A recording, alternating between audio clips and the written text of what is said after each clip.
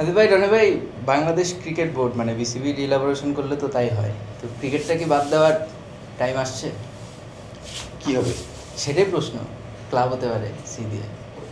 হ্যাঁ, এটা ক্লাব তো বললে তো সবসময়ই ছিল ক্লাবের দাপট। সেটাকে এক পর্যায়ে ক্লাবের কাছে জিম্মি থাকতে আমরা দেখেছি নানা সময়। বাংলাদেশের ক্রিকেটে ক্লাবগুলোর অবদানও আছে, অনেক অবদান আছে।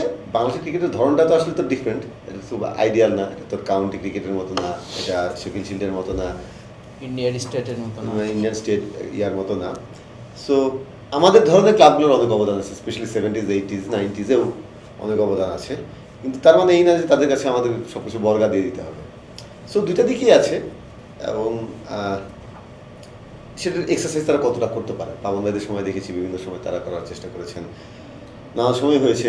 ফারুক ভাই আসার পরে একটা কমিটি হয়েছিল যে ক্লাব মানে গঠনতন্ত্র চেঞ্জ করা বা এই ধরনটা চেঞ্জ করার জন্য আলটিমেটলি সেই ক্লাবগুলোর দাপটের কাছে আবার তাকে পিছিয়ে আসতে হয়েছে তাদেরকে। বুলবুল ভাই আসার পরে এটার কোনো উদ্যোগ আমরা দেখিনি 11 মাসে। দেখ মানে এখন অনেকেই বলছে, আমরা দেখছি ক্লাবের কাছে জিম্মি বা তামিম ইকবাল এই প্রসঙ্গে চলে আসে যে তারা ক্লাবের সহায়তা তিনি এসেছেন, কিন্তু বুলবুল ভাই কিন্তু আসলে কিছুই করেননি আর কি। মানে 11 বছর অ্যাটলিস্ট তিনি একটা কমিটি করে দিতেন বা একটা উদ্যোগ দেখা যেত, সেখানে তিনি কিছু করেননি।